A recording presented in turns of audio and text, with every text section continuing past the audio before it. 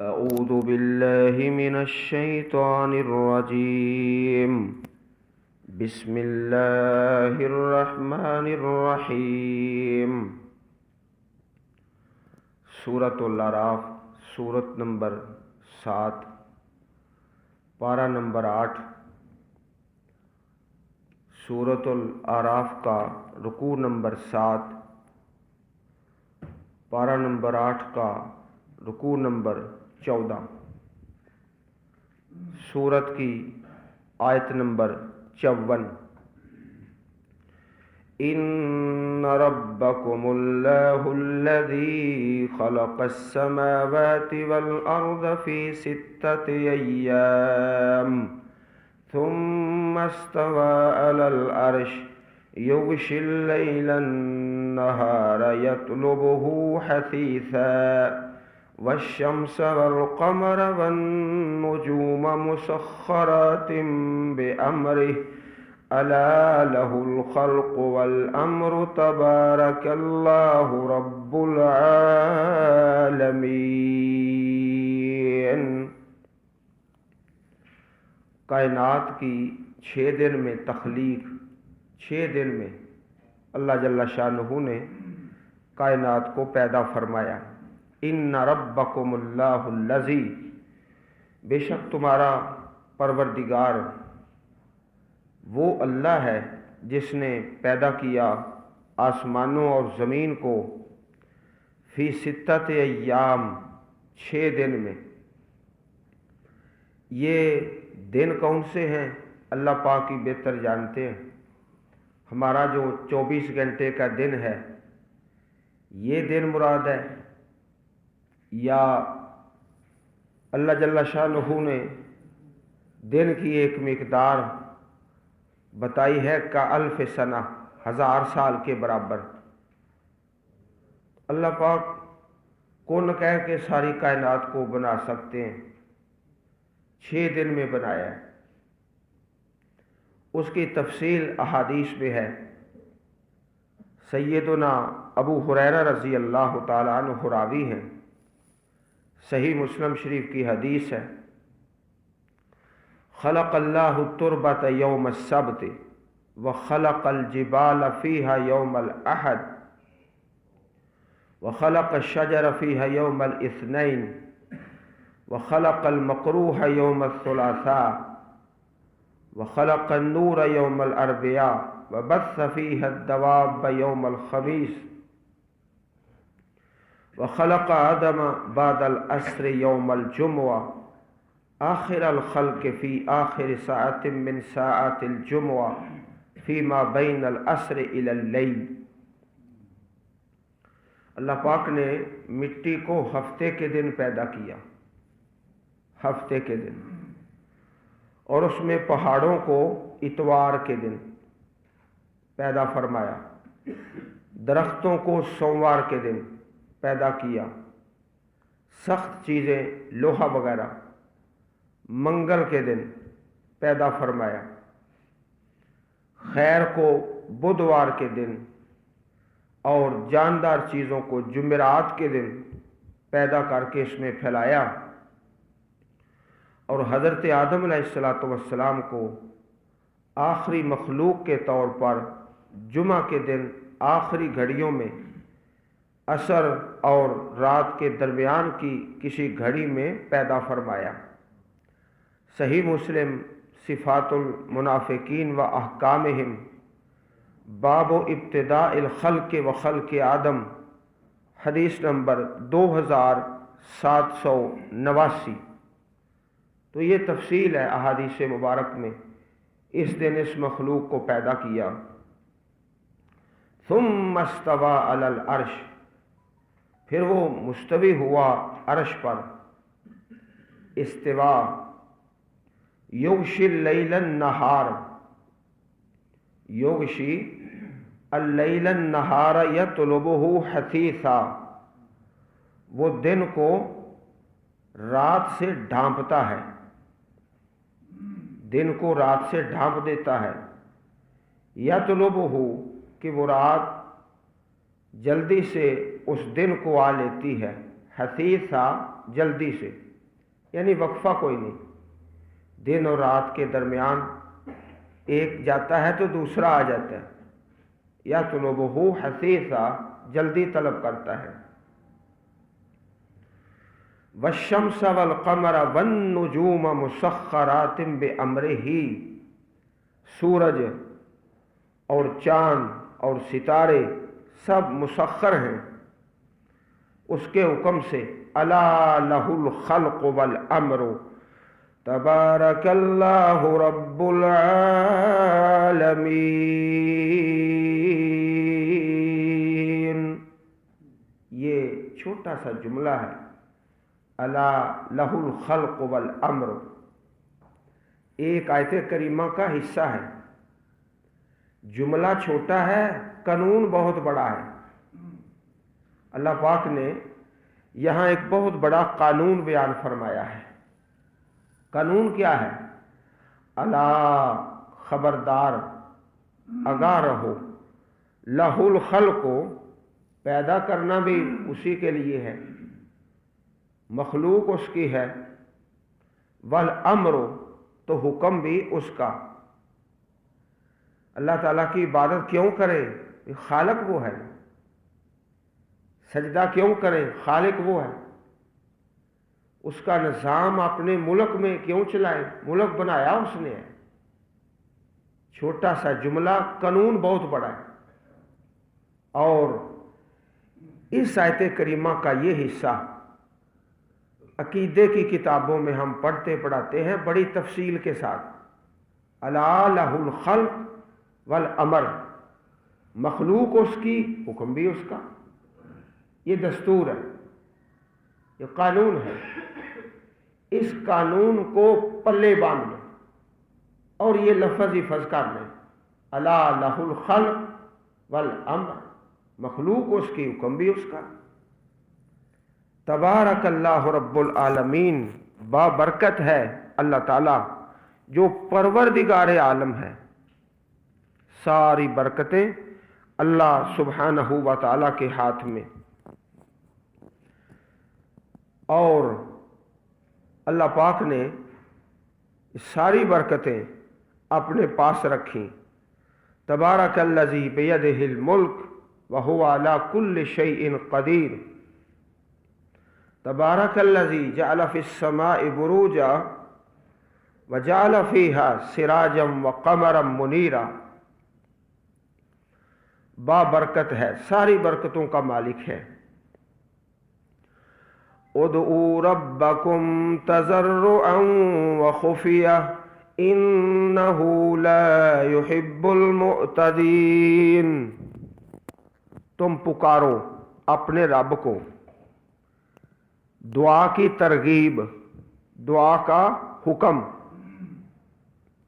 دعا کرو، پکارو اپنے پروردگار سے۔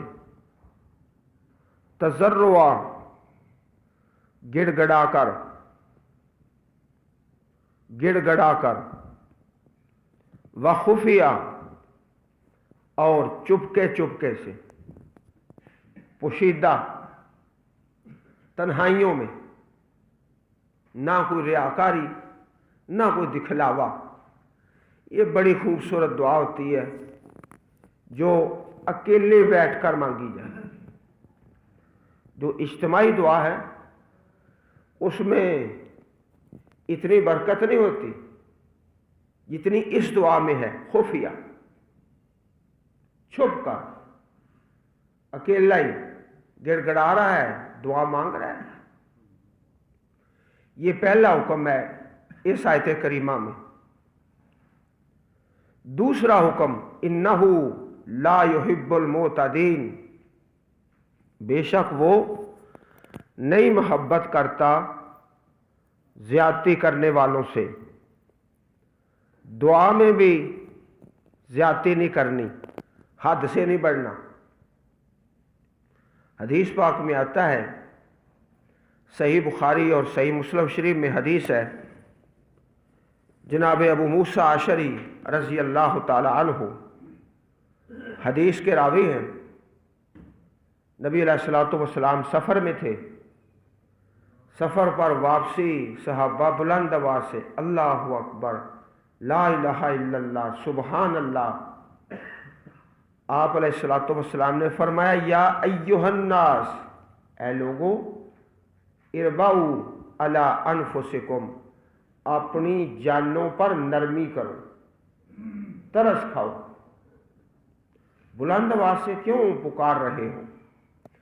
فَإِنَّكُمْ لَا تَدْعُونَ أَصَمَّ وَلَا غَائِبًا، تم کسی بہرے کو نہیں پکار رہے، کسی غائب کو نہیں پکار رہے۔ إِنَّ الَّذِي تَدْعُونَهُ إِنَّهُ سَمِيعٌ قَرِيبٌ، جس کو تم پکار رہے ہو خوب سننے والا ہے اور خوب قریب ہے۔ صحیح بخاری شریف حدیث نمبر 2992 اور صحیح مسلم شریف حدیث نمبر 2704، سنن ابی داود حدیث نمبر 1526۔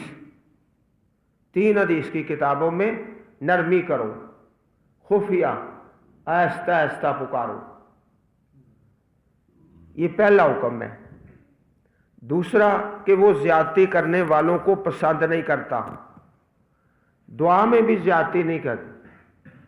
جہاں اللہ کے پیارے نبی علیہ الصلوۃ والسلام نے ہاتھ نہیں اٹھائے وہاں نہ اٹھاؤ، زیادتی نہ کرو۔ انہ لا یحب المعتدین، دعا میں زیادتی کو پسند نہیں کرتا۔ نبی علیہ الصلوۃ والسلام نے ایک آدمی کو سنا وہ دعا مانگ رہا ہے، یا اللہ مجھے جنت میں محل دے اور جنت کے دائیں طرف محل ہو اور سفید رنگ کا ہو۔ پیارے رسول صلی اللہ علیہ وسلم نے اس کو منع کیا، کہا کہ یہ پابندیاں اور شرطیں دائیں طرف ہو اور سفید رنگ کا ہو، جہنم سے پناہ مانگو، جنت کا سوال کرو، فردوس کا سوال کرو۔ یہ پابندیاں جو لگاتے ہو نا، یہ زیادتی ہے دعا میں۔ انہ لا یحب المعتدین، پیارے رسول نے فرمایا یکون قوم یعتدون فی الدعاء والطہور، کچھ لوگ ایسے ہوں گے جو دعا میں اور طہارت میں، وضو میں زیادتی کریں گے، حد سے بڑھ جائیں گے۔ سنن ابن ماجہ حدیث نمبر 3864 اور سنن ابی داود حدیث نمبر 95، یہ دو حکم ہیں اس آیت کریمہ میں، ایک دعا کا اور دوسرا کہ دعا میں زیادتی نہ کرو، زیادتی نہ کرو۔ مثلا کوئی یہ دعا شروع کر دے، یا اللہ مجھے قیامت کے دن جنت میں نبیوں والا درجہ عطا فرما دے، یہ تو ہو ہی نہیں سکتا۔ کیوں زیادتی کرتا ہے دعا میں؟ زیادتی نہ کرو۔ وَلَا تُفْسِدُوا فِي الْأَرْضِ بَعْدَ إِصْلَاحِهَا، نہ تم فساد کرو زمین میں اصلاح کے بعد۔ یہ پہلا حکم ہے اس آیت کریمہ میں۔ وَادْعُوهُ خَوْفًا وَطَمَعًا، اور پکارو اس کو خوف سے اور لالچ سے۔ ان رحمت اللہ قریب من المحسنین، بے شک اللہ تعالیٰ کی رحمت احسان کرنے والوں کے قریب ہے، قریب ہے۔ جو احسان کرتا ہے نا اس کی دعائیں جلدی قبول ہوتی ہیں۔ دعا مانگنے سے پہلے احسان کر لو، کوئی صدقہ خیرات کر لو، کوئی تلاوت کر لو قرآن پاک کی، ماں باپ کی کوئی خدمت کر لو، کوئی 4 نفل پڑھ لو۔ اللہ کی رحمت قریب من المحسنین، پہلے احسان کرو پھر اس کو پکارو تو دعا جلدی قبول ہو جائے گی۔ جیسے مشہور واقعہ حدیثوں میں آپ سنتے رہتے ہیں، 3 آدمی سفر میں غار میں پھنس گئے، تینوں نے अपने अपने एहसान का तस्करा किया। एक ने पाक दामनी का, एक ने मजदूर की मजदूरी का, और एक ने माँ बाप की खिदमत का। तो रहमत अल्लाह करीब मिनल मुहसिनीन, एहसान करने वालों के करीब आ गई अल्लाह की रहमत, अल्लाह ने उनको नजात अता फरमा दी। तो दुआ से पहले नफल पढ़ लें, तिलावत कर लें, खैरात कर लें, कुछ ना कुछ तो करें ना। डर भी है और लालच भी है, ये ईमान की निशानी है। कुछ लोग ऐसे हैं जिनका ये अकीदा है कि हम डरते नहीं अल्लाह पाक से, ना हमें कोई लालच है जन्नत का, हम इश्क में रब को मानते हैं। ये नहीं, लोगों ने कहानियां भी बना रखी हैं, कहानियां। इन्ना रहमत अल्लाह करीब मिनल मुहसिनीन, बेशक अल्लाह पाक की रहमत एहसान करने वालों के करीब है। वहुवल्लज़ी युरसिलुर रियाह बुशरम बैन यदै रहमतिही, और वो अल्लाह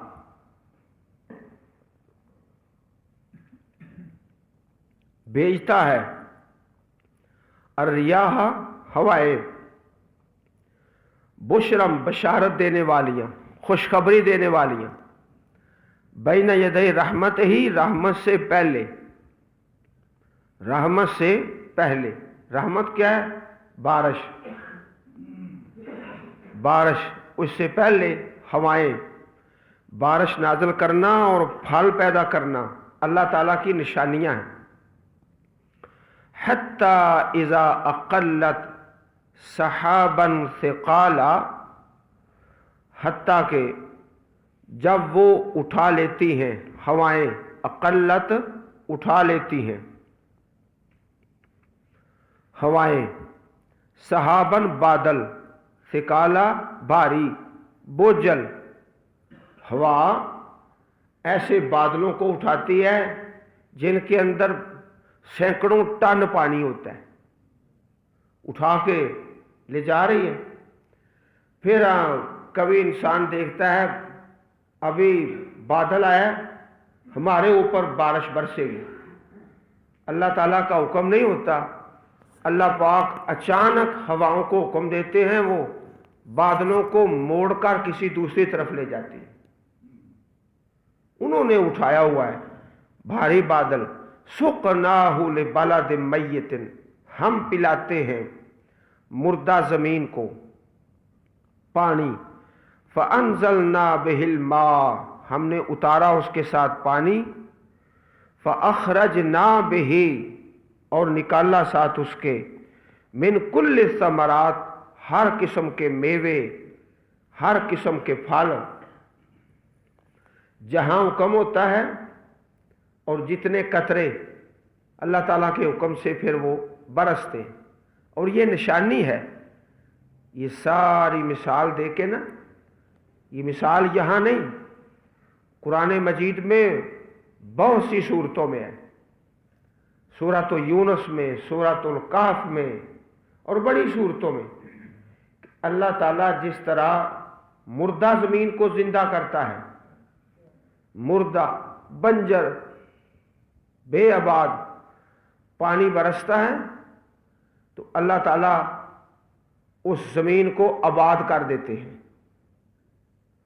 ये मिसालें देकर ना अगला मसला एक समझाया है, वो क्या है? कज़ालिका नुख़रिजुल मौता, ये असल बात है। सारी इस आयत का खुलासा इसी तरह हम निकालेंगे मुर्दों को कब्रों से। जिस तरह मुर्दा ज़मीन को जिंदा करते हैं बारिश बरसा के, इस तरह हम मुर्दों को कब्रों से निकालेंगे। हदीस में आता है ना कि मिट्टी खा जाती है इंसान के जिस्म को, एक दुमची की हड्डी का एक छोटा सा जर्रा बाकी रहता है। कब्र खोदेंगे ना, जहां पहले कब्र मौजूद है, کھوتے جاؤ، اندر سے کچھ نہیں نکلنا، مٹی کھا گئی، وہ اللہ کے پاس ہے۔ جزا، سزا، عذاب، ثواب اللہ پاک کے ہاں ہے۔ ایک چھوٹا سا ذرہ دمچی کی ہڈی وہ موجود ہے، وہ اتنا باریک ہے کہ وہ نظر نہیں آتا، اتنا غور کیا بھی نہیں جاتا، وہ موجود رہتا ہے تا قیامت، ایک چھوٹا سا ذرہ۔ وَمِنْهُ يُرَكَّبُ الْخَلْقُ يَوْمَ الْقِيَامَةِ، اسی سے اللہ پاک دوبارہ انسان کی تخلیق فرما دیں گے، پیدا فرما دیں گے۔ لَعَلَّكُمْ تَذَكَّرُونَ، تاکہ تم نصیحت پکڑو۔ یہ ساری مثال بیان کرنے کا مقصد یہ تھا کہ اسی طرح ہم مردوں کو زندہ کریں گے آخرت کے متعلق۔ وَالْبَلَدُ الطَّيِّبُ يَخْرُجُ نَبَاتُهُ بِإِذْنِ رَبِّهِ وَالَّذِي خَبُثَ لَا يَخْرُجُ إِلَّا نَكِدًا كَذَلِكَ نُصَرِّفُ الْآيَاتِ لِقَوْمٍ يَشْكُرُونَ۔ وَالْبَلَدُ الطَّيِّبُ، اور وہ زمین جو عمدہ ہے، طیب، زرخیز ہے، بڑی نرم ہے، بلد طیب، نکلتا ہے نباتہ، اس کی نباتات، انگوری، بِإِذْنِ رَبِّهِ، پروردگار کے حکم سے۔ جو زمین عمدہ ہے بارش کا پانی قبول کرتی ہے، پھر اس سے فصلیں اور درخت اور پودے۔ والذی خبثا، اور وہ زمین خبثا جو خراب ہے، نکمی ہے، ناقص، خراب زمین ہے، لا یخرج الا ناقدا، نہیں نکلتا اس میں سے کچھ بھی مگر ناقص، نکمی چیز۔ کذالک نصرف الآیات لقوم یشکرون، اسی طرح ہم پھیر پھیر کر آیتیں بیان کرتے ہیں۔ مسئلہ ایک ہی ہوتا ہے، احیاء موتا کا، آخرت کا، لیکن اللہ تعالیٰ پھیر پھیر پر، گما پھرا کر، مختلف انداز اور مختلف صورتیں، تاکہ سمجھ آ جائے۔ اللہ تعالیٰ کی حکمت ہے نا کہ ایک انسان کو دو کان لگائے، ایک نہیں لگایا، دو آنکھیں لگا دی، ایک نہیں لگائی۔ تو جتنی ضرورت ہے اتنا اللہ پاک تخلیق فرماتے ہیں، تو آیتیں بار بار گما پھرا کے مختلف انداز کے ساتھ، جس طرح یہ زمین کی قسمیں ہیں نا، اس طرح پیارے رسول صلی اللہ علیہ وسلم نے انسانوں کی قسمیں بیان فرمائی۔ قرآن مجید اللہ پاک کی رحمت کی بارش ہے۔ آگے پھر انسانوں کی قسمیں، جس طرح زمین کی قسمیں، کوئی بنجر ہے، کوئی زرخیز ہے، اس طرح انسانوں کے حالات مختلف ہیں۔ پیارے رسول صلی اللہ علیہ وسلم نے حدیث پاک میں اس آیت کریمہ کی اس انداز سے تشریح فرمائی۔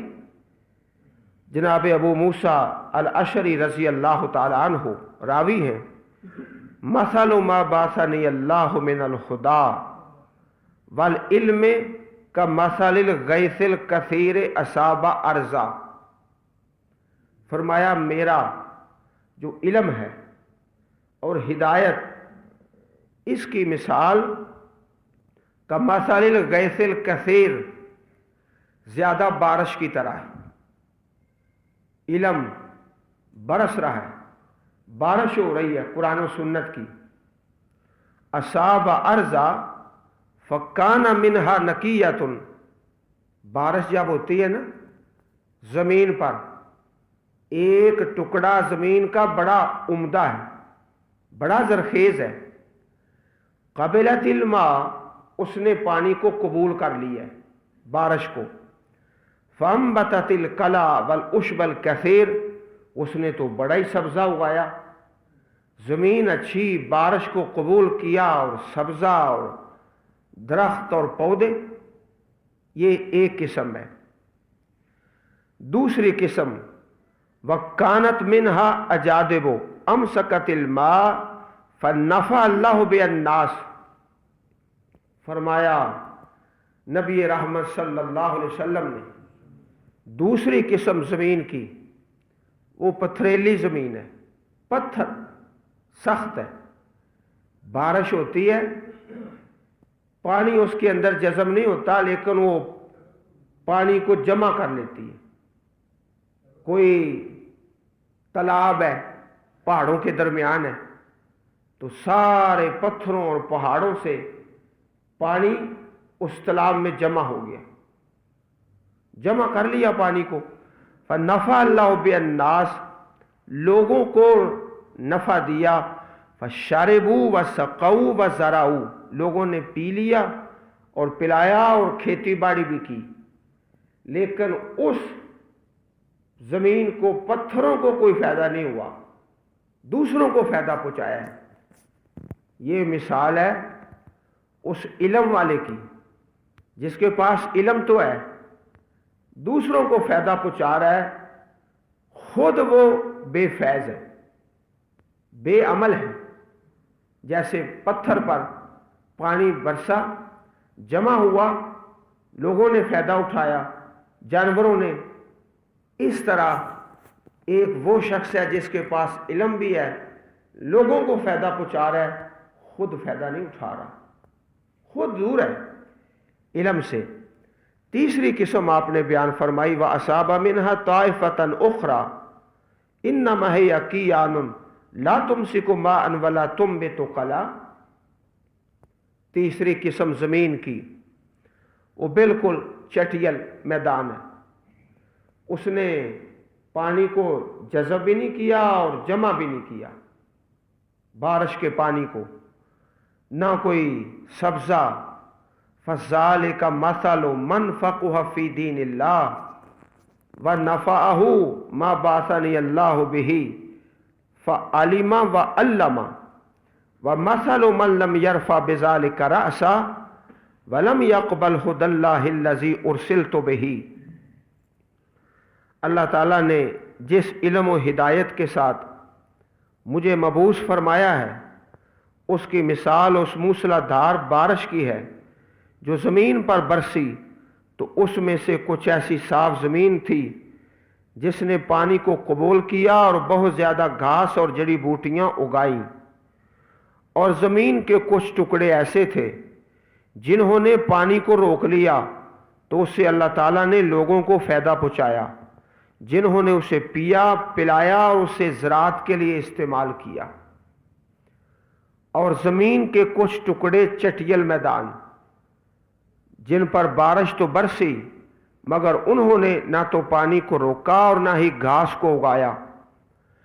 پس یہ مثال ہے اس شخص کی جو اللہ تعالیٰ کے دین میں سمجھ بوجھ حاصل کرے اور اسے وہ چیز نفع پہنچائے جس کے ساتھ اللہ تعالیٰ نے مجھے مبعوث فرمایا ہے، اسے وہ سیکھے بھی اور سکھائے بھی۔ اور یہی مثال اس شخص کی ہے جو اس کے ساتھ سر ہی نہ اٹھائے، بالکل توجہ نہیں کرتا، اور نہ اللہ تعالیٰ کی اس ہدایت کو قبول کرے جس کے ساتھ مجھے بھیجا گیا ہے۔ صحیح البخاری کتاب العلم حدیث نمبر 79، صحیح بخاری شریف کے شروع میں یہ حدیث پاک موجود ہے۔ صحیح مسلم شریف کتاب الفضائل حدیث نمبر 2282۔ تو جو قرآن پاک میں یہاں اللہ تعالیٰ بیان فرمایا، یہی مثال حدیث پاک میں ہے، وَالْبَلَدُ الطَّيِّبُ يَخْرُجُ نَبَاتُهُ، جو عمدہ زمین ہے اس کی انگوری تو نکلتی ہے، ہر چیز بِإِذْنِ رَبِّهِ، وَالَّذِي خَبُثَ، جو زمین ہی خراب ہے، لا یخرج الا ناکدا، اس میں سے جو بنجر دل ہے اسے آیتیں حدیثیں کو فائدہ ہی نہیں دیتی، توجہ نہیں کرتا، کذالک نصرف الآیات لقوم یشکرون، اسی طرح ہم پھیر پھیر کر آیتیں بیان کرتے ہیں تاکہ وہ شکر کریں، اس قوم کے لیے جو شکر کرتے ہیں۔ اللہ پاک ہم سب کو قرآن کریم پڑھنے اور سمجھنے اور عمل کرنے کی توفیق عطا فرمائے، آمین یا رب العالمین۔ سبحان ربک رب العزت عما یصفون وسلام علی المرسلین والحمد للہ رب العالمین۔